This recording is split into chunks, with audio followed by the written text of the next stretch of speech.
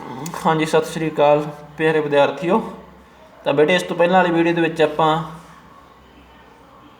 Matter के बारे पढ़ रहे थे, तो उसकी क्लासीफिकेशन की सी आपां physical classification of matter and chemical classification of matter. Chemical classification के आप एलीमेंट्स कर चुके हैं, तो दो चीज़ां होर आपां करनियां। नंबर 2 ते अपने आउंदा कंपाउंड, तो नंबर 3 ते आउंदा अपने कोले मिक्सचर।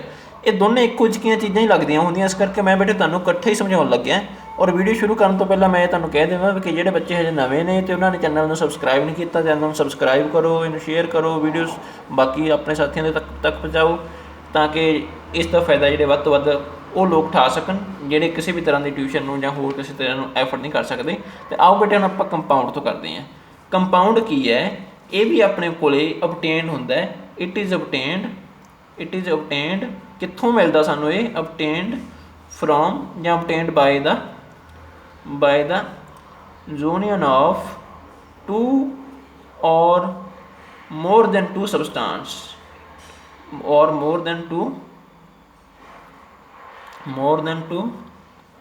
एलीमेंट्स लिख लो, चलो सबस्टांस लिख लो चाहे एलीमेंट्स लिख लो, ठीक है। ये दो या दो तो वध एलीमेंट्स नूं आपस दे विच जदों उन्हां दी यूनीअन हुंदी है, यूनीअन मतलब तुसीं उन्हां ने आपस दे विच मिलना, ठीक है। दो या दो तो वध एलीमेंट्स आपस दे विच मिलदे ने तां कंपाउंड बनदा है। और मिक्सचर भी इस तरह ही बनता है, ठीक है। पहला फिलहाल इन्नी की गल लिखो, ये भी it is obtained by combination of two or more than two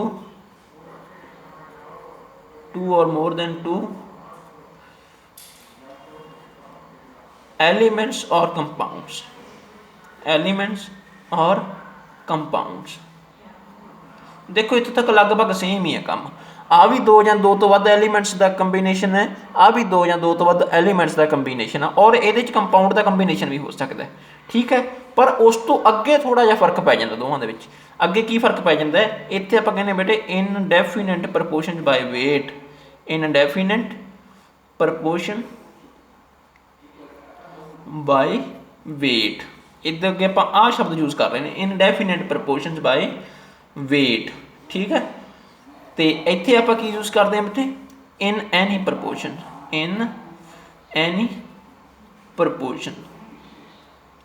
ठीक है।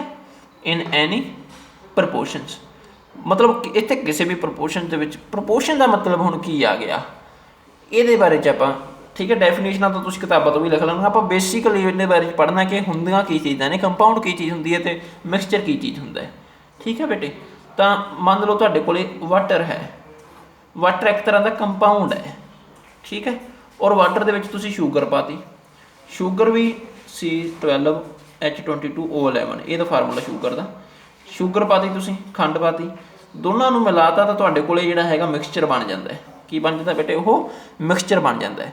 अच्छा, मिक्सचर बनाउण वेले तुसीं की कर सकते हैं, 1 किलोग्राम पानी ले लो, तो जिहड़ा हैगा वै 1/2 किलोग्राम जिहड़ी शुगर ले लो, तां भी तुहाडे कोल मिक्सचर बन जाना है।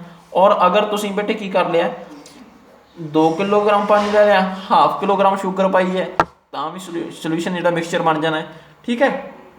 तो मिक्सचर जिस तरह मर्जी बना लो उन्हें उदा ही बन जाना है। पर कंपाउंड नहीं इस तरह बनते है। कंपाउंड के विच डेफिनेट प्रपोर्शन बाय वेट की तरह अपन डेफिनेट प्रपोर्शन बनानी हैगी है। डेफिनेट प्रपोर्शन का मतलब की है बेटे, जिमें हुण साडे कोले वाटर है, water is a compound, carbon dioxide is a compound, sugar is a compound, ठीक है। And glucose is a compound, glucose C6H12O6, ये सारिया चीज़ां कंपाउंड ने। हुण तुसीं आखोगे जी किवें बने ने? हुण आपां एक एग्जांपल लै लैंदे बेटे, मान लो एग्जांपल लै लई सी वाटर की। वाटर दे विच हुण हाइड्रोजन भी है तो ऑक्सीजन भी है, ठीक है। तुसीं बेटे 9th क्लास दे विच जां फिर 10th क्लास दे विच इन्हां दे एटॉमिक नंबर पढ़े होणगे और इन्हां दे एटॉमिक मास पढ़े होणगे, ठीक है। एटॉमिक मास भी उहनूं कह दिंदे ने, उहनूं मास नंबर भी कह दिंदे ने, ठीक है। जां सिंपल मास भी आपां उहनूं बोल दिंदे। इस तरह दीयां गल्लां 'च भुलेखे 'च नहीं पईदा हुंदा गा, किसी किताब दे विच किवें लिखिआ, किसी दी किवें लिखिआ। किताब तुहाडे कोल जो भी है वो बस ठीक है, तुसीं ये नहीं सोचना गा कि असीं फलानी किताब तो पढ़ना सीगा, ढमकी तो पढ़ना सी, वो कोई चक्कर नहीं पैंदा हुंदा बेटे, ठीक है। हुण हाइड्रोजन है तो ऑक्सीजन है, दोवां एलीमेंट्स तो मिल के की बनदा साडे कोल वाटर। पर वाटर दे विच हाइड्रोजन किन्ने लगे ने बेटे? हाइड्रोजन लगे ने 2, ठीक है। हाइड्रोजन किन्ने लगे ने 2 ते ऑक्सीजन किन्नी लगी हुई है बेटे 1। तो तुहानूं पता ऑक्सीजन का जिहड़ा एटॉमिक नंबर है वो हुंदा 8 ते जिहड़ा इहदा मास नंबर है बेटे जिहड़ा इहदा एटॉमिक मास जिहनूं आपां कहने हैं और मास इहदा किन्ना वा मास इहदा हैगा बेटे 16। ऑक्सीजन का मास किन्ना बई 16। ठीक है। अगर तुहानूं मास नहीं ना याद हैगे तो मास याद कर लेने बेटे तुसीं पहले 20-30 का याद कर लो बड़ी सौखी जी तरीके दे नाल याद हो जाते हैं। मोटा जिहा मैं तुहानूं दस देवां भी जिन्ना कि किसी का एटॉमिक नंबर हुंदा ते उदों दुगना करके आपां सारिਆਂ ते नहीं लागू होना ये उदों दुगना करके उहदा एटॉमिक अपना मास नंबर आ जाता है। ठीक है। जेकर किसी का ऑड होंदा तो लगभग वह दुगना करके वो चैक जोड़ के आ जाता है। इस तरह करके कोई अपनी ट्रिक बना के तुसीं इहनूं याद कर सकते हैं। हुण जिवें हाइड्रोजन एक इहो जी चीज़ है जिहदा एटॉमिक नंबर भी 1 है तो मास नंबर भी 1 है। ठीक है। मतलब कि एटॉमिक मास भी इहदा 1 है। हाइड्रोजन का मास कितना बेटे 1 तो हाइड्रोजन है किन्ने ने 2। ठीक है। हाइड्रोजन है किन्ने ने 2। हुण जे आपां वाटर की गल करिए तो वाटर दे विच अकॉर्डिंग टू मास वेखना होवे अकॉर्डिंग टू मास हाइड्रोजन कितना बेटे हाइड्रोजन है 2 ग्राम। ठीक है। मतलब कि क्योंकि दो पाए हुए एक का मास 1 होंदा है। ठीक है। तो दोवां का कितना आऊगा बेटे 2 तो 2 आपां हाइड्रोजन पाए सीगे। ठीक है। 2 ग्राम हाइड्रोजन हो गया और ऑक्सीजन कितना बेटे ऑक्सीजन है 16। इन्हां दे जेकर आपां प्रपोर्शन लै लगे प्रपोर्शन मतलब इन्हां नूं आपां डिवाइड करिए। ठीक है। तो कितना बन जाता बेटे 1/8 बन गया। तो प्रपोर्शन इन्हां दी की बन गई बेटे 1/8। मतलब कि जिथे भी तुहानूं वाटर मिलूगा वो हमेशा इस प्रपोर्शन च होऊगा। किवें मतलब कि जिन्ना अपने कोल हाइड्रोजन है उदों 8 गुणा भारा आपां नूं ऑक्सीजन लेना पैना है। ठीक है। उदों 8 गुणा वध ऑक्सीजन सानूं चाहिदी है। मतलब कि वध दा मतलब वेट दे विच वध चाहिदी है। Definite proportion by weight. Water तुसीं भारत का लै लो वाटर तुसीं बेटे अमरीका का लै लो वाटर तुसीं इंग्लैंड का लै लो तो वो इत्थे इन्नी प्रपोर्शन दे विच ही होऊगा। आए नहीं हैगा किसी वाटर दे विच तुसीं वेखोगे भी हाइड्रोजन 2 लगे जी ऑक्सीजन 3 लगियां होणगीਆਂ भी वाटर हो गया क्योंकि है तो भी हाइड्रोजन तो ऑक्सीजन ही है ना। पर ये डेफिनेट प्रपोर्शन दे विच नहीं 1:8 ਦੇ ਵਿੱਚ ही होना चाहिए फिर साडे कोले वाटर बनू अदरवाइज साडे कोले वाटर जिहड़ा हैगा वो नहीं बन सकता। गल क्लीयर हो गई बेटे। चलो मैं एक होर एग्जांपल लै लैंदा जिवें कार्बन डाइऑक्साइड गैस है और कार्बन डाइऑक्साइड गैस के हुण तुहानूं पता है कार्बन का जिहड़ा मास है एटॉमिक मास वो हुंदा बेटे 12। एटॉमिक नंबर इहदा 6 हुंदा है मास नंबर हुंदा इहदा 12 और ऑक्सीजन का मास कितना हुंदा बेटे ऑक्सीजन का मास आप पिछे करके आंदा वा एक ऑक्सीजन का 16 हुंदा पर इत्थे ऑक्सीजन किन्नियां ने 2 तां करके 2 नाल मल्टीप्लाई कर देंगे। ठीक है। तो मल्टीप्लाई करके कितना आ गया अपने को 2 × 16 = 32। जो आप इन्हां दी प्रपोर्शन लवांगे रेशो लवांगे 12:32 तो किन्नी बन जानी है बेटे 4 × 12 तो 8 × 32 3:8 बन गया। कितना बन गया बेटे 3:8। तो मतलब कि कार्बन डाइऑक्साइड गैस तुसीं जिथे मर्जी देखोगे ना उहदे विच कार्बन की ते ऑक्सीजन की जिहड़ी रेशो है बाय वेट रेशो है जिहड़ी वो 3:8 ही होगी हमेशा। इदां नहीं हो सकता गा भी किते तुसीं तुहानूं कार्बन ज़्यादा मिलता होवे ऑक्सीजन घट मिलती होवे तो वह भी कार्बन डाइऑक्साइड होवे नहीं नहीं इदां नहीं होना गा बेटे। हमेशा इन्नी ग्राम यानी कि जे अपने कोल 3 ग्राम कार्बन है प्लस 8 ग्राम साडे कोल ऑक्सीजन है तो साडे कोले की है बेटे कार्बन डाइऑक्साइड गैस बन सकती है। ठीक है। जेकर तुहाडे कोले 3 ग्राम कार्बन है तो 4 ग्राम ऑक्सीजन है। ठीक है। 4 ग्राम ऑक्सीजन है तो तुहाडे कोले कार्बन डाइऑक्साइड इन्नी नहीं बनूगी उदों अद्धी बनूगी किन्नी फिर मतलब कि हाफ ही होगा 3/2 gram of carbon he use होगी क्योंकि उन्हें डेफिनेट प्रपोर्शन बाय वेट ही बनाना। ठीक है। ये गल थोड़ी जी बाद दी है इनू भला दी चलो हले ना भी तुसीं करो फिलहाल अजे डेफिनेट प्रपोर्शन बाय वेट इनू तुसीं चंगी तरह पढ़ देना। दोबारा मैं फिर रिपीट कर देना बेटे जिवें वाटर है ना वाटर दे विच ऑक्सीजन है जिहड़ी उहदा आपां एटॉमिक मास वेखीए तां एटॉमिक मास उहदा 16 है। हाइड्रोजन एटॉमिक नंबर भी 1 हुंदा मास नंबर भी 1 हुंदा और 2 हाइड्रोजन लगे करके उहदा आपां मास 2 मन्निया हैगा वा। ठीक है। 2 नाल मल्टीप्लाई करके 1 नूं 2 बना लिया हैगा तो उन्होंने जो आप रेशो वेखीए 2:16 वो 1:8 आई सी। तो हमेशा इस रेशो के जो कंपाउंड बनता है इदा ही जेकर आप इन्हों का भी वेखगे तो इन्हों का भी इस तरह ही बनूगा। ठीक है जी। होर भी मैं तुहानूं कुछ लैके दिखा देना जिवें नाइट्रोजन है इन्हों का भी एक डेफिनेट प्रपोर्शन बन जानी है। ठीक है जी। नाइट्रोजन डाइऑक्साइड है जिहड़ा वो देखो हुण नाइट्रोजन का कितना हुंदा बेटे 14 ऑक्सीजन का कितना हुंदा बई ऑक्सीजन का हुंदा 16 2 ऑक्सीजन है यदा मतलब यदा कितना आ गया बई 32 14:32 आ गया। ठीक है। यह आ गया 7 ਇਹ ਹੈਗਾ 16, ਤਾਂ 7:16 ਜਿਹੜੀ ਹੈਗੀ ਰੇਸ਼ੋ ਦੇ ਵਿੱਚ ਹੀ ਤੁਹਾਨੂੰ ਨਾਈਟ੍ਰੋਜਨ ਡਾਈਆਕਸਾਈਡ ਗੈਸ ਹਮੇਸ਼ਾ ਮਿਲਦੀ ਰਹੂਗੀ। ਮਤਲਬ ਕੰਪਾਊਂਡ ਤਾਂ ਹੀ ਬਣਨਾ ਹੈ ਜੇਕਰ ਉਹ ਡੈਫੀਨਿਟ ਪ੍ਰਪੋਰਸ਼ਨ ਦੇ ਵਿੱਚ ਹੋਊਗਾ। ਅਤੇ ਆਹ ਜਿਹੜਾ ਮਿਕਸਚਰ ਹੈ ਇਹਦੇ ਕੋਈ ਡੈਫੀਨਿਟ ਪ੍ਰਪੋਰਸ਼ਨ ਨਹੀਂ, ਜਿੰਨਾ ਮਰਜ਼ੀ ਤੁਸੀਂ ਵਾਟਰ ਪਾ ਲਓ, ਜਿੰਨਾ ਮਰਜ਼ੀ ਤੁਸੀਂ ਜਿਹੜਾ ਹੈਗਾ ਉਹਦੇ ਵਿੱਚ ਕੋਈ ਖੰਡ ਪਾਉਣੀ ਖੰਡ ਪਾਓ, ਨੂਣ ਪਾਉਣਾ ਨੂਣ ਪਾਓ, ਮਿਕਸਚਰ ਨੇ ਤਾਂ ਮਿਕਸਚਰ ਬਣ ਹੀ ਜਾਣਾ। ਠੀਕ ਹੈ, ਜੇ ਮੰਨ ਲਓ ਹੁਣ ਆਕਸੀਜਨ ਗੈਸ ਹੈ ਪਲੱਸ ਉਹਦੇ 'ਚ ਨਾਈਟ੍ਰੋਜਨ ਗੈਸ ਪਾਤੀ ਤਾਂ ਮਿਕਸਚਰ ਬਣ ਜਾਂਦਾ ਦੋਨਾਂ ਗੈਸਿਸ ਦਾ। ਠੀਕ ਹੈ, ਉਹਨੂੰ ਜਿੰਨਾ ਮਰਜ਼ੀ ਆਪਾਂ ਨਾਈਟ੍ਰੋਜਨ ਪਾਈ, ਜਿੰਨਾ ਮਰਜ਼ੀ ਆਕਸੀਜਨ ਪਾਇਆ, ਇਹ ਸਾਨੂੰ ਕੋਈ ਮੈਟਰ ਨਹੀਂ ਰੱਖਦਾ ਹੈਗਾ ਵੀ ਮਿਕਸਚਰ ਬਣਾਉਣ ਵਾਸਤੇ। ਠੀਕ ਹੈ, ਸਾਡੇ ਕੋਲ ਕੀ ਕੁਛ ਬਣਿਆ। ਅੱਛਾ, ਇੱਕ ਗੱਲ ਹੋਰ ਆ ਜਾਂਦੀ ਬੇਟੇ, ਆਹ ਹੁਣ ਮੈਂ ਥੱਲੇ ਮੇਰੇ ਕੋਲ ਥਾਂ ਥੋੜ੍ਹਾ ਜਿਹਾ ਥੁੜ ਗਿਆ ਅਤੇ ਮੈਂ ਤਾਂ ਬਣਾ ਦਿੰਦਾ ਇੱਥੇ। ਠੀਕ ਹੈ, ਇੱਧਰਲੇ ਪਾਸੇ ਮੈਂ ਕੰਪਾਊਂਡ ਲਿਖੂੰਗਾ, ਉੱਧਰਲੇ ਪਾਸੇ ਮੈਂ ਮਿਕਸਚਰ ਲਿਖੂੰਗਾ।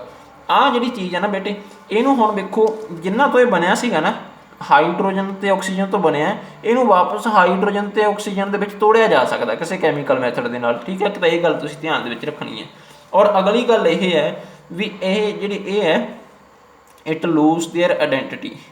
ਠੀਕ ਹੈ, ਇਟ ਲੂਜ਼ ਜਿਹੜੇ ਐਲੀਮੈਂਟਸ ਹੈ ਨਾ, ਐਲੀਮੈਂਟਸ ਲੂਜ਼ ਦੇਅਰ ਆਈਡੈਂਟੀਟੀ। ਆਪਦੀ ਜਿਹੜੀ ਇਹਦੀ ਆਈਡੈਂਟੀਟੀ ਹੋਊਗੀ ਨਾ, ਆਪਦੀ ਆਈਡੈਂਟੀਟੀ ਨੂੰ ਲੂਜ਼ ਕਰ ਜਾਣਗੇ। ਆਈਡੈਂਟੀਟੀ ਨੂੰ ਲੂਜ਼ ਕਰਨ ਦਾ ਮਤਲਬ ਕੀ ਹੈ ਬੇਟੇ, ਜਿਵੇਂ ਹੁਣ ਹਾਈਡਰੋਜਨ ਦੀ ਗੱਲ ਕਰੀਏ ਜਾਂ ਆਕਸੀਜਨ ਦੀ ਗੱਲ ਕਰੀਏ, ਤੁਹਾਨੂੰ ਪਤਾ ਹੈ ਹਾਈਡਰੋਜਨ ਜਾਂ ਆਕਸੀਜਨ ਹੈ ਜਾਂ ਕਾਰਬਨ ਅਤੇ ਆਕਸੀਜਨ ਦੋਨਾਂ ਦੀ ਇਹਨਾਂ ਦੀ ਵੀ ਗੱਲ ਕਰ ਲੈਂਦੇ ਆਪਾਂ। ਕਾਰਬਨ ਨੂੰ ਆਪਾਂ ਨੂੰ ਪਤਾ ਅੱਗ ਲੱਗ ਸਕਦੀ ਹੈ, ਆਕਸੀਜਨ ਹੈ ਜਿਹੜੀ ਉਹਦੀ ਪ੍ਰੈਜੈਂਸ ਦੇ ਵਿੱਚ ਅੱਗ ਲੱਗ ਸਕਦੀ ਹੈ। ਪਰ ਜਦੋਂ ਕਾਰਬਨ ਪਲੱਸ ਆਕਸੀਜਨ ਮਿਲ ਗਏ ਕਾਰਬਨ ਡਾਈਆਕਸਾਈਡ ਗੈਸ ਬਣ ਗਈ। ਠੀਕ ਹੈ, ਕਾਰਬਨ ਪਲੱਸ ਆਕਸੀਜਨ ਮਿਲ ਗਏ ਕਾਰਬਨ ਡਾਈਆਕਸਾਈਡ ਗੈਸ ਬਣੀ ਹੈ। ਹੁਣ ਉਹਦੀ ਆਈਡੈਂਟੀਟੀ ਲੂਜ਼ ਹੋ ਗਈ, ਇਹਨੂੰ ਅੱਗ ਨਹੀਂ ਲੱਗ ਸਕਦੀ। ਵੇਖੋ ਇਹਨੂੰ ਅੱਗ ਲੱਗ ਸਕਦੀ ਸੀ ਕਾਰਬਨ ਨੂੰ, ਇਕੱਲੇ ਕਾਰਬਨ ਨੂੰ, ਲੱਕੜਾਂ ਦੇ ਵਿੱਚ ਕਾਰਬਨ ਹੁੰਦੀ ਤਾਂ ਹੀ ਅੱਗ ਲੱਗਦੀ ਹੈ। ਆਕਸੀਜਨ ਦੀ ਪ੍ਰੈਜੈਂਸ 'ਚ ਅੱਗ ਲੱਗਦੀ, ਤੁਹਾਨੂੰ ਪਤਾ ਆਕਸੀਜਨ ਦੀ ਪ੍ਰੈਜੈਂਸ ਤੋਂ ਬਿਨਾਂ ਤਾਂ ਅੱਗ ਲੱਗਣੀ ਨਹੀਂ। ਠੀਕ ਹੈ, ਪਰ ਜਦੋਂ ਇਹਨਾਂ ਦੋਨਾਂ ਨੂੰ ਮਿਲਾ ਕੇ ਅਸੀਂ ਉਹਦਾ ਕੰਪਾਊਂਡ ਬਣਾ ਲੈਂਦੇ ਹਾਂ ਬੇਟੇ, ਉਹਨੂੰ ਅੱਗ ਜਿਹੜੀ ਹੈਗੀ ਹੈ ਨਹੀਂ ਲੱਗਦੀ, ਮਤਲਬ ਉਹਦੀ ਆਈਡੈਂਟੀਟੀ ਲੂਜ਼ ਹੋ ਗਈ। ਆਮ ਕਰਕੇ ਕੰਪਾਊਂਡਸ ਦੇ ਵਿੱਚ ਜਿਹੜੀ ਹੈ ਨਾ ਉਹਦੀ ਆਈਡੈਂਟੀਟੀ ਹੈ ਉਹ ਲੂਜ਼ ਹੋ ਜਾਂਦੀ ਹੈ। ਠੀਕ ਹੈ, ਪਰ ਇਹ ਮਿਕਸਚਰ ਦੇ ਵਿੱਚ ਲਿਖਣਾ ਤੁਸੀਂ ਇੱਥੇ ਨਾਲ ਲਿਖ ਦੇਣਾ ਵਿਦ, ਤੁਸੀਂ ਲਿਖ ਦੋਗੇ so that the components do not lose their identity. ਇਹਦੇ ਜਿਹੜੇ ਕੰਪੋਨੈਂਟਸ ਹੋਣਗੇ ਉਹ ਲੂਜ਼ ਆਈਡੈਂਟੀਟੀ ਨੂੰ ਨਾ ਕਰਨਗੇ। ਠੀਕ ਹੈ, component do not lose their identity. ਠੀਕ ਹੈ, ਆਪਦੀ ਆਈਡੈਂਟੀਟੀ ਨੂੰ ਲੋਸ ਉਹ ਜਿਹੜਾ ਨਹੀਂ ਕਰਨਗੇ। ਉਹਦੀ ਆਈਡੈਂਟੀਟੀ ਦਾ ਲੋਸ ਹੋ ਸਕਦਾ, ਇਹਦੀ ਆਈਡੈਂਟੀਟੀ ਲੂਜ਼ ਜਿਹੜੀ ਹੈਗੀ ਆ ਉਹ ਨਹੀਂ ਹੁੰਦੀ ਗੀ। ਠੀਕ ਹੈ ਬੇਟੇ, ਇਹਦੀ ਆਈਡੈਂਟੀਟੀ ਉਸੇ ਤਰ੍ਹਾਂ ਬਣੀ ਰਹੂਗੀ, ਉਹਦੀ ਆਈਡੈਂਟੀਟੀ ਦਾ ਲੋਸ ਹੋ ਜਾਊਗਾ, ਇਹਦੀ ਆਈਡੈਂਟੀਟੀ ਦਾ ਲੋਸ ਨਹੀਂ ਹੋਊਗਾ। ਵੇਖੋ ਕਿੱਦਾਂ, ਜੇ ਆਪਣੇ ਕੋਲੇ ਹੁਣ ਆਪਣੇ ਕੋਲੇ ਵਾਟਰ ਹੈ, ਵਾਟਰ ਜੇ ਅੱਗ ਬੁਝਾਉਂਦਾ ਤਾਂ ਇਹਦੇ ਵਿੱਚ ਜਿਹੜਾ ਕੁਛ ਆਪਾਂ ਮਿਲਾਵਾਂਗੇ ਉਹ ਵੀ ਅੱਗ ਬੁਝਾਉਂਦਾ ਹੋਇਆ, ਤਾਂ ਜਿਹੜਾ ਕੰਪਾਊਂਡ ਬਣੂਗਾ ਉਹ ਵੀ ਅੱਗ ਬੁਝਾਉਣ ਵਾਲਾ ਹੀ ਬਣਨਾ, ਦੂਜਾ ਅੱਗ ਬਾਲਣ ਵਾਲਾ ਨਹੀਂ ਬਣਨਾ ਸਾਡੇ ਕੋਲ। ਠੀਕ ਹੈ, ਇਹਦੀ ਆਈਡੈਂਟੀਟੀ ਲੂਜ਼ ਨਹੀਂ ਹੁੰਦੀ ਗੀ। ਠੀਕ ਹੈ ਜੀ। ਅੱਛਾ, ਹੁਣ ਮਿਕਸਚਰ ਦੋ ਤਰ੍ਹਾਂ ਦੇ ਹੁੰਦੇ ਨੇ ਬੇਟੇ, ਇੱਕ ਤਾਂ ਹੁੰਦਾ ਹੋਮੋਜੀਨੀਅਸ ਮਿਕਸਚਰ, ਹੋਮੋਜੀਨੀਅਸ ਮਿਕਸਚਰ, ਇਹ ਤੁਹਾਨੂੰ ਪਲੱਸ ਉਹਦੇ 'ਚ 9th ਦੇ ਵਿੱਚ ਵੀ ਪੜ੍ਹਿਆ ਵਾ ਤੁਹਾਡਾ ਮਿਕਸਚਰ।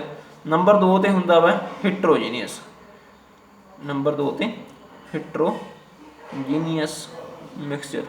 ਠੀਕ ਹੈ, ਹੋਮੋਜੀਨੀਅਸ ਮਿਕਸਚਰ ਹੈ ਜਿਹੜਾ ਬੇਟੇ, ਉਹ ਇਸ ਤਰ੍ਹਾਂ ਦਾ ਮਿਕਸਚਰ ਹੈ ਜਿਹਦੇ ਵਿੱਚ ਦੀ ਕੰਪੋਜੀਸ਼ਨ ਸੇਮ ਹੋ ਜਾਂਦੀ ਹੈ। ਕੰਪੋਜੀਸ਼ਨ ਸੇਮ ਹੋਣ ਦਾ ਮਤਲਬ ਕੀ ਹੈ ਵੀ ਸਾਨੂੰ ਪਤਾ ਹੀ ਨਾ ਲੱਗੇ। ਦੇਖੋ ਮਿਕਸਚਰ ਦੋ ਤਰ੍ਹਾਂ ਤੋਂ ਬਣਿਆ ਵਾ, ਸੋਲਿਊਟ ਪਲੱਸ ਸੋਲਵੈਂਟ ਤੋਂ ਸੋਲਿਊਸ਼ਨ ਬਣਦਾ, ਉਹ ਸੋਲਿਊਸ਼ਨ ਨੂੰ ਆਪਾਂ ਮਿਕਸਚਰ ਕਹਿ ਦਿੰਦੇ ਇੱਕ ਤਰ੍ਹਾਂ ਦਾ। ਠੀਕ ਹੈ, ਤਾਂ ਸਾਨੂੰ ਜੇ ਹੁਣ ਮੰਨ ਲਓ ਤੁਸੀਂ ਪਾਣੀ ਦੇ ਵਿੱਚ ਨਮਕ ਪਾਤਾ, ਠੀਕ ਹੈ, ਪਾਣੀ ਦੇ ਵਿੱਚ ਤੁਸੀਂ NaCl ਪਾਇਆ ਅਤੇ ਤੁਹਾਨੂੰ ਪਤਾ ਹੀ ਨਹੀਂ ਲੱਗਦਾ ਪਿਆ ਗਾ ਵੀ ਵਾਟਰ ਦਾ ਮੋਲੀਕਿਊਲ ਕਿੱਥੇ ਹੈ, NaCl ਦਾ ਮੋਲੀਕਿਊਲ ਕਿੱਥੇ ਹੈ, ਬਿਲਕੁਲ ਹੀ ਆਪਸ ਦੇ ਵਿੱਚ ਘੁਲ ਮਿਲ ਗਏ ਤਾਂ ਉਹ ਹੋਮੋਜੀਨੀਅਸ ਹੈ। ਜੇਕਰ ਉਹਦੇ ਵਿੱਚ ਦੀ ਬੇਟੇ ਤੁਹਾਨੂੰ ਪਤਾ ਲੱਗ ਰਿਹਾ ਵੀ ਇੱਥੇ ਆਹ ਚੀਜ਼ ਫਿਰਦੀ, ਇੱਥੇ ਆਹ ਚੀਜ਼ ਫਿਰਦੀ ਹੈ, ਠੀਕ ਹੈ, ਤਾਂ ਫਿਰ ਤੁਹਾਨੂੰ ਉਹ ਕੀ ਆ ਜਾਊਗਾ ਆਪਣੇ ਕੋਲੇ ਹੀਟਰੋਜੀਨੀਅਸ। ਮਤਲਬ ਕਿ ਜਿਹਨੂੰ ਆਪਾਂ ਨੇਕਡ ਆਈ ਦੇ ਨਾਲ ਸੀਨ ਕਰ ਸਕਦੇ ਹੋਈਏ ਉਹ ਆਮ ਕਰਕੇ ਹੀਟਰੋਜੀਨੀਅਸ ਹੁੰਦੇ ਆ। ਜਿਹਨਾਂ ਨੇਕਡ ਆਈ ਦੇ ਨਾਲ ਸਾਨੂੰ ਸੀਨ ਨਾ ਹੋਵੇ, ਡਿਸਟਿੰਗੁਇਸ਼ੇਬਲ ਨਾ ਹੋਣ, ਉਹ ਆਪਾਂ ਕੀ ਕਹਿ ਦਿੰਦੇ ਹਾਂ ਬੇਟੇ, ਹੋਮੋਜੀਨੀਅਸ ਕਹਿ ਦਿੰਦੇ ਹਾਂ। ਠੀਕ ਹੈ, ਔਰ ਕੰਪਾਊਂਡਸ ਆ ਜਿਹੜੇ ਕੰਪਾਊਂਡਸ ਦੋ ਤਰ੍ਹਾਂ ਦੇ ਹੁੰਦੇ ਨੇ ਬੇਟੇ, ਇਹ ਵੀ ਇਨਆਰਗੈਨਿਕ ਹੁੰਦੇ ਨੇ, ਇੱਕ ਔਰਗੈਨਿਕ ਹੁੰਦੇ ਨੇ। ਇੱਕ ਕਿਹੜੇ ਹੁੰਦੇ ਨੇ ਬੇਟੇ, ਇਨਆਰਗੈਨਿਕ, ਵੈਸੇ ਇਹਨਾਂ ਦੀ ਇੰਨੀ ਖਾਸ ਲੋੜ ਨਹੀਂ ਪੈਂਦੀ ਗੀ। ਇੱਕ ਹੁੰਦੇ ਨੇ ਔਰਗੈਨਿਕ। ਜਿਹੜੇ ਇਨਆਰਗੈਨਿਕ ਆ ਬੇਟੇ ਉਹ ਹੁੰਦੇ ਨੇ ਜਿਹੜੇ ਨੋਨ ਲਿਵਿੰਗ ਔਰਗੈਨਿਜ਼ਮ ਤੋਂ ਬਣਦੇ ਨੇ। ਨੋਨ ਲਿਵਿੰਗ ਜਿਵੇਂ ਆਪਣੇ ਕੋਲ ਮਿਨਰਲਸ ਹੋ ਗਏ, ਠੀਕ ਹੈ, ਜਾਂ ਫਿਰ ਰੌਕਸ ਹੋ ਗਈਆਂ, ਇਹਨਾਂ ਚੀਜ਼ਾਂ ਤੋਂ ਜਿਹੜੇ ਆਮ ਕਰਕੇ ਬਣਦੇ ਨੇ। ਜਿਵੇਂ ਕਾਮਨ ਸਾਲਟ ਹੋ ਗਿਆ, ਮਾਰਬਲ ਹੋ ਗਿਆ, ਵਾਸ਼ਿੰਗ ਸੋਡਾ ਹੋ ਗਿਆ, ਉਹ ਸਾਰੇ ਇਨਆਰਗੈਨਿਕ 'ਚ ਆਉਂਦੇ ਨੇ। ਆਰਗੈਨਿਕ 'ਚ ਕਿਹੜੇ ਆ ਜਾਂਦੇ ਨੇ ਬੇਟੇ, ਜਿਹੜੇ ਲਿਵਿੰਗ ਆਰਗੈਨਿਜ਼ਮ ਜਿਹੜੇ ਪੌਦਿਆਂ ਦੇ ਉੱਤੋਂ ਬਣ ਗਏ, ਜਾਂ ਫੈਟ ਹੋ ਗਈ, ਆਇਲ ਹੋ ਗਿਆ, ਕਾਰਬੋਹਾਈਡਰੇਟਸ ਹੋ ਗਏ, ਵੈਕਸਸ ਹੋ ਗਏ, ਪ੍ਰੋਟੀਨਸ ਹੋ ਗਏ, ਉਹ ਸਾਰੇ ਆਰਗੈਨਿਕ ਕੰਪਾਊਂਡਸ ਨੇ। ਠੀਕ ਹੈ, ਤਾਂ ਬਸ ਇੰਨਾ ਕੀ ਹੈ, ਕੰਪਾਊਂਡ ਕੀ ਹੁੰਦਾ, ਮਿਕਸਚਰ ਕੀ ਹੁੰਦਾ, ਮੈਨੂੰ ਲੱਗਦਾ ਤੁਹਾਨੂੰ ਪੂਰੀ ਚੰਗੀ ਤਰ੍ਹਾਂ ਸਮਝ ਆ ਗਿਆ ਹੋਊਗਾ। ਅਗਰ ਹਾਲੇ ਵੀ ਕਿਸੇ ਬੱਚੇ ਨੂੰ ਕੋਈ ਡਾਊਟ ਆ ਬੇਟੇ, ਤਾਂ ਤੁਸੀਂ ਮੈਨੂੰ ਜਿਹੜਾ ਹੈਗਾ ਵਾ ਕਮੈਂਟ ਕਰਕੇ ਪੁੱਛ ਸਕਦੇ ਹੋ। ਔਰ ਪਿਛਲੀ ਵੀਡੀਓ ਸੀ ਜਿਹੜੀ, ਉਹਦੇ ਵਿੱਚ ਨਾ ਇੱਕ ਥੋੜ੍ਹਾ ਜਿਹਾ ਆਪਣੇ ਤੋਂ ਕਨਫਿਊਜ਼ਨ ਰਹਿ ਗਈ ਸੀ ਬੇਟੇ। ਕਈ ਵਾਰੀ ਵੀਡੀਓ ਬਣਾਉਂਦਿਆਂ ਤੋਂ ਆਪਾਂ ਨੂੰ ਧਿਆਨ ਆਪਣਾ ਕਈ ਪਾਸੇ ਜਿਹੜਾ ਖਿੰਡ ਜਾਂਦਾ ਹੈ, ਕਿਉਂਕਿ ਵੀਡੀਓ ਬਣਾਉਣ ਵਾਲਾ ਆਪਣਾ ਸਥਾਨ ਉਸ ਤਰ੍ਹਾਂ ਦਾ ਹੁੰਦਾ। ਉਹਦੇ ਵਿੱਚ ਮੈਂ ਜਿਹੜੇ ਪੀਰੀਓਡਿਕ ਟੇਬਲ ਦੇ ਐਲੀਮੈਂਟਸ ਹੈ ਉਹ 114 ਦੱਸੇ ਸੀ। ਇੱਕ ਬੱਚੇ ਨੇ ਮੈਨੂੰ ਪੁੱਛਿਆ ਵੀ ਸਰ ਇਹ 118 ਨਹੀਂ ਹੁੰਦੇ ਗੇ, ਤਾਂ ਮੈਨੂੰ ਬਹੁਤ ਖੁਸ਼ੀ ਹੋਈ ਕਿ ਬੱਚੇ ਬਹੁਤ ਜ਼ਿਆਦਾ ਅਵੇਅਰ ਨੇ। ਤਾਂ ਮੈਂ ਕਿਹਾ ਹਾਂ ਬੇਟੇ 118 ਹੀ ਹੁੰਦੇ ਨੇ। ਉਹ ਕਾਰਨ ਇਹ ਹੈ ਬੇਟੇ, ਕਿਉਂਕਿ ਅਸੀਂ ਪੁਰਾਣੇ ਪੜ੍ਹੇ ਹੋਏ ਹਾਂ, ਪੁਰਾਣੇ ਪੜ੍ਹੇ ਹੋਣ ਕਰਕੇ ਕਈ ਵਾਰੀ ਪੁਰਾਣੀਆਂ ਗੱਲਾਂ ਜਿਹੜੀਆਂ ਅਸੀਂ ਯਾਦ ਕੀਤੀਆਂ ਸੀ ਉਹ ਦਿਮਾਗ ਦੇ ਵਿੱਚ ਰਹਿ ਜਾਂਦੀਆਂ ਨੇ। ਔਰ ਜਿਹੜੇ 4 ਇਹੋ ਜਿਹੇ ਐਲੀਮੈਂਟਸ ਹੈ ਜਿਹੜੇ ਸਾਡੀ ਸਟੱਡੀ ਤੋਂ ਬਾਅਦ ਦੇ ਵਿੱਚ ਡਿਸਕਵਰ ਕੀਤੇ ਗਏ ਨੇ, ਜਿਨ੍ਹਾਂ ਨਾਲ ਸਾਡਾ ਕੋਈ ਬਹੁਤਾ ਵਾਹ ਵਾਸਤਾ ਨਹੀਂ ਪਿਆ ਹੈਗਾ। ਠੀਕ ਹੈ, ਉਹ 113 ਨੰਬਰ, 115 ਨੰਬਰ, 117 ਅਤੇ 118 ਵਾਲੇ ਜਿਹੜੇ ਸੀਗੇ ਚਾਰੇ, ਤਾਂ ਉਹ ਸਾਡੇ ਜਿਹੜੇ ਹੈਗੇ ਸਾਡੀ ਸਟੱਡੀ ਤੋਂ ਬਾਅਦ ਦੀਆਂ ਗੱਲਾਂ ਸੀਗੀਆਂ। 2015 ਤੱਕ ਉਹਨਾਂ ਨੂੰ ਡਿਸਕਵਰ ਕੀਤਾ। ਅਤੇ ਉਹ ਕਈ ਵਾਰੀ ਇਸ ਤਰ੍ਹਾਂ ਕਰਕੇ ਮਾਈਂਡ ਸਕਿਪ ਕਰ ਜਾਂਦਾ ਹੈਗਾ। ਤਾਂ ਕੋਈ ਬਹੁਤੀ ਗੱਲ ਨਹੀਂ, ਵੱਡੇ ਬੰਦਿਆਂ ਤੋਂ ਗਲਤੀਆਂ ਹੁੰਦੀਆਂ, ਔਰ ਗਲਤੀ ਨੂੰ ਮੰਨ ਲੈਣਾ ਚਾਹੀਦਾ ਬੇਟੇ ਹਰ ਇੱਕ ਥਾਂ 'ਤੇ। ਤਾਂ ਇਹਦੇ ਵਿੱਚ ਵੀ ਤੁਹਾਨੂੰ ਜਿੱਥੇ ਵੀ ਕੁਝ ਲੱਗਦਾ ਹੁੰਦਾ ਨਾ ਵੀ ਸਾਨੂੰ ਜੇ ਇੱਥੋਂ ਸਮਝ ਨਹੀਂ ਆ ਰਹੀ ਗੀ, ਜਾਂ ਕਿਤੇ ਵੀ ਕੋਈ ਡਾਊਟ, ਕਿਸੇ ਵੀ ਤਰ੍ਹਾਂ ਦਾ ਡਾਊਟ ਹੋਵੇ ਬੇਟੇ, ਬੇਝਿਜਕ ਹੋ ਕੇ ਡਾਊਟ ਨੂੰ ਪੁੱਛਣਾ ਹੈਗਾ। ਤਾਂ ਇਸ ਵੀਡੀਓ ਨੂੰ ਤੁਸੀਂ ਲਾਈਕ ਕਰਨਾ, ਸ਼ੇਅਰ ਕਰਨਾ, ਔਰ ਇਸ 'ਤੇ ਕਮੈਂਟ ਕਰਕੇ ਦੱਸਣਾ ਕਿ ਤੁਹਾਨੂੰ ਕਿਸ ਤਰ੍ਹਾਂ ਲੱਗੀ, ਸਮਝ ਆ ਰਹੀ ਹੈ ਜਾਂ ਬਹੁਤਾ ਖਿਲਾਰਾ ਜਿਹਾ ਪੈ ਰਿਹਾ, ਜਾਂ ਲਿਖਾਈ ਦੀ ਸਮਝ ਆ ਰਹੀ ਹੈ ਜਾਂ ਕਿਵੇਂ ਹੈ, ਸਾਰਾ ਕੁਛ ਦੱਸਣਾ ਹੈਗਾ। ਤਾਂ ਬੜੀ ਮਿਹਰਬਾਨੀ, ਸ਼ੁਕਰੀਆ ਜੀ।